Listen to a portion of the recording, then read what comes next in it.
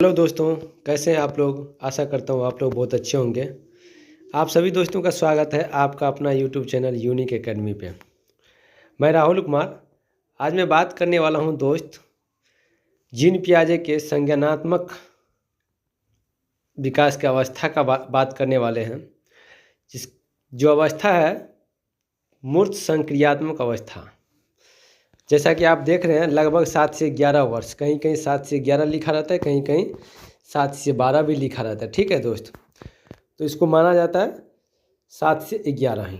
ठीक, चलिए अब हम बात करने जा रहे हैं इसके बारे में डिटेल से। देखिए एक एक पॉइंट दिया हुआ है, ये भी संक्षेप में मैंने दिया है। ठीक है कि इस अवस्था में बच्चे का क्या क्या नेचर है, कौन कौन से लक्षण दिखाई देते हैं, और यहाँ से जो है मुख्य विशेषता जो है, यहाँ से इसको हम बारीकी से एक एक चीज़ को डिफिनेशन किया है। ठीक है, इसको आपको बताएंगे पूरा डिटेल से। अगर दोस्त आप नए हैं तो कृपया लाइक सब्सक्राइब एंड शेयर ज़रूर करें ताकि दूसरे छोटे बड़े भाई बहन को भी लाभ हो सके। ठीक है दोस्त, बहुत ही इम्पोर्टेंट पॉइंट है, आप ये इस पॉइंट को ज़रूर देख के जाएं। ठीक है, और जितना ज़्यादा अपने छोटे बड़े भाई को भी शेयर कर सकते हैं कीजिए, क्योंकि किसी का भी भला होना अच्छी बात है। कहावत में है कर भला तो हो भला। ठीक है दोस्त, अब हम बात करते हैं अपना पॉइंट पे। देखिए मूर्त संक्रियात्मक अवस्था, इसको 7 से 11 वर्ष माना जाता है, आपको पहले ही बता चुके हैं। लगभग में इसको इसलिए लिया जाता है कहीं पे 7 से 12। ठीक है, लेकिन आप मान के चलिए कि 7 से 11 वर्ष। ठीक, कहते हैं मूर्त संक्रियात्मक अवस्था 7 से 11 वर्ष की होती है।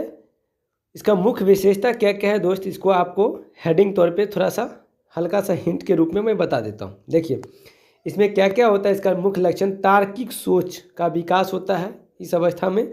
खासकर ठोस वस्तुओं पर बच्चा ज़्यादा से ज़्यादा तार्किक थिंकिंग करते हैं, सोचते हैं।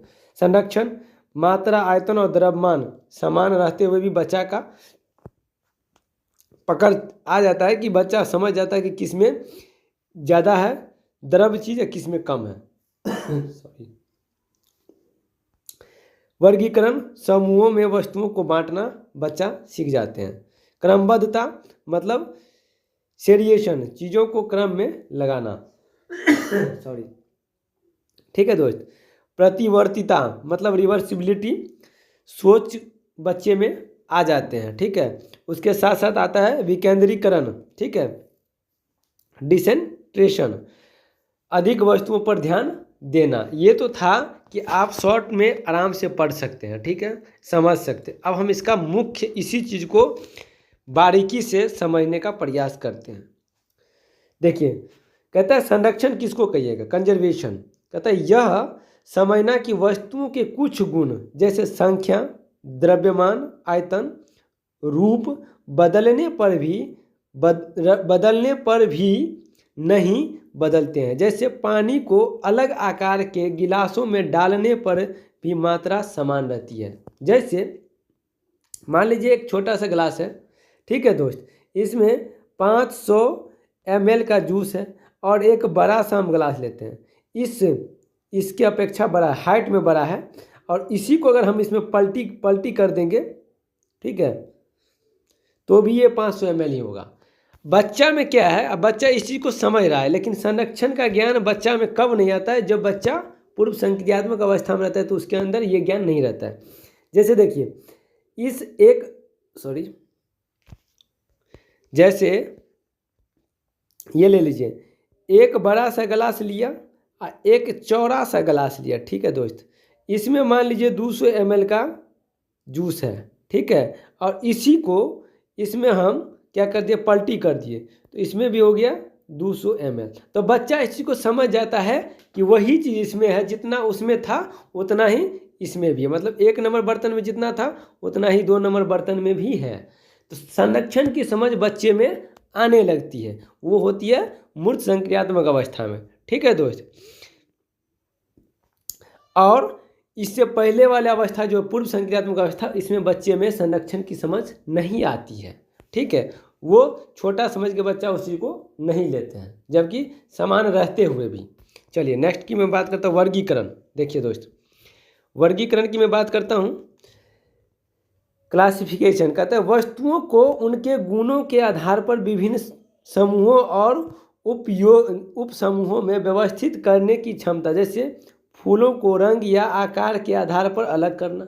मतलब बच्चा अब वर्गीकरण, मतलब सभी वर्ग के चीज़ों को बांट के अलग अलग कर सकते हैं। जैसे कौन सा फूल का कौन सा रंग है उसको अलग कर देगा। कौन से फूल जैसे कोई त्रिभुज ले लीजिए, ठीक है, उसके बाद चतुर्भुज ले लीजिए, ये सर्कल ले लीजिए, इसमें अगर इस तरह के बहुत सारे समूह में है तो बच्चा इसको देख के अलग अलग डिसाइड कर सकता है, मतलब बांट सकता है। इस तरह की समझ बच्चे में आ जाते हैं, इसी को कहते हैं वर्गीकरण। ठीक है दोस्त, नेक्स्ट आता है मेरा पॉइंट क्रमबद्धता। देखिए क्रमबद्धता, वस्तुओं को एक सामान्य गुण जैसे लंबाई या आकार के आधार पर क्रमबद्ध करने की क्षमता। ठीक है, जैसे पेंसिल या किताबें लंबाई के अनुसार जमाना।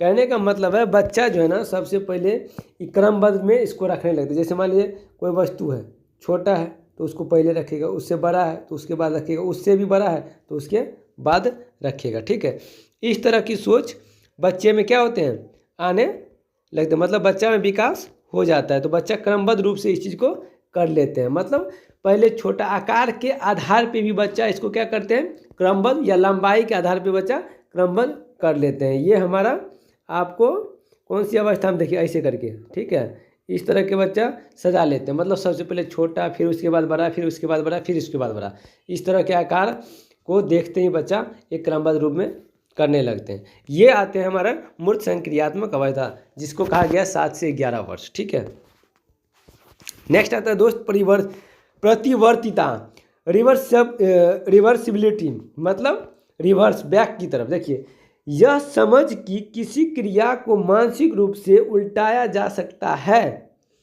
और मूल स्थिति बहाल की जा सकती है। जैसे 2 + 3 = 5 होता है, उसी प्रकार से 5 में से 3 चला जाएगा तो 2 के रूप में देखना। बच्चा इस चीज़ को कर सकता है, और नहीं तो ऐसे भी समझ सकते हैं बच्चा को कि 2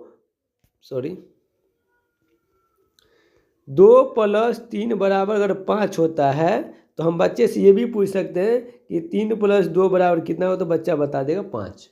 ये गुण बच्चे में आ जाते हैं, मतलब पलटावी गुण, पलट के भी बच्चा बता सकता है। और ये कब नहीं बताता है, जब पूर्व संक्रियात्मक अवस्था में रहता है तो पलट के यही चीज़ बच्चा नहीं बता पाता है। ठीक है दोस्त, ध्यान रखिएगा। आशा करता हूँ आप अच्छे समझ गए होंगे।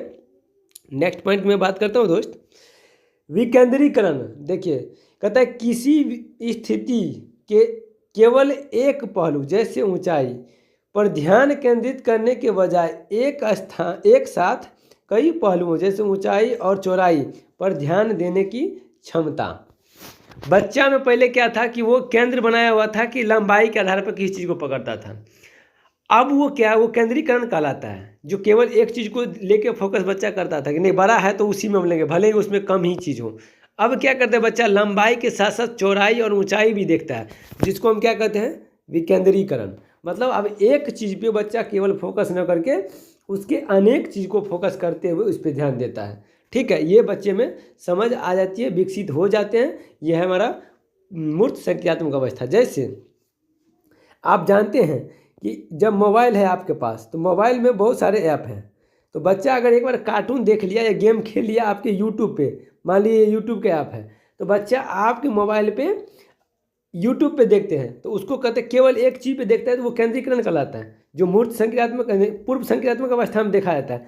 अब देखिए यूट्यूब के अलावा आपके साथ व्हाट्सअप है, फेसबुक है, इंस्टाग्राम है, टेलीग्राम है, मतलब अब एक नहीं सभी पे बच्चा उसको खोलता है, उसको देखता है, चलाता है। तो ये क्या कहलाता है, विकेंद्रीकरण। जो ये गुण कब पाए जाते हैं, मूर्त संक्रियात्मक अवस्था में। ठीक है दोस्त, आशा करता हूँ समझ गए होंगे। नेक्स्ट पॉइंट तार्किकता, लॉजिकली थिंकिंग, अंतर्दर्शी,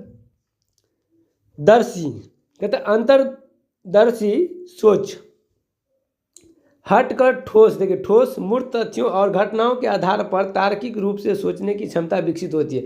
बच्चा इस अवस्था में, मूर्त संक्रियात्मक अवस्था में बच्चा ठोस वस्तुओं को देख के तार्किक रूप से सोचता है। इसी को कहते हैं तार्किकता, लॉजिकली थिंकिंग। मतलब सामने जो कुछ घटा, सामने जो वस्तु है उसको देख के बच्चा सोचने लगता है ये कैसे हुआ, ये किस तरह से हो रहा है, ये कैसे चल रहा है। ठीक है, इस तरह की सोच को कहते हैं तार्किकता, मतलब वस्तु और घटनाओं को देखते हुए सोचना। ठीक है, अब देखिए नेक्स्ट पॉइंट है टोली आयु, मतलब गैंग एज। ठीक है, बच्चे दोस्तों के साथ खेलना पसंद करते हैं जिससे सामाजिकता और साथियों के साथ जुड़ने की भावना बढ़ती है। इस एज को कहा गया है, मूर्त संक्रियात्मक अवस्था को टोली की अवस्था भी कहा गया है, गैंग की अवस्था ही भी कहा गया, क्योंकि ये बच्चे अपने समूह में खेलते हैं, समूह में रहते हैं। ठीक है, इस तरह की चीज़ मूर्त संक्रियात्मक अवस्था में देखने को मिलते हैं दोस्त। आशा करता हूँ दोस्त आप लोग समझ गए होंगे बहुत बेहतरीन रूप से।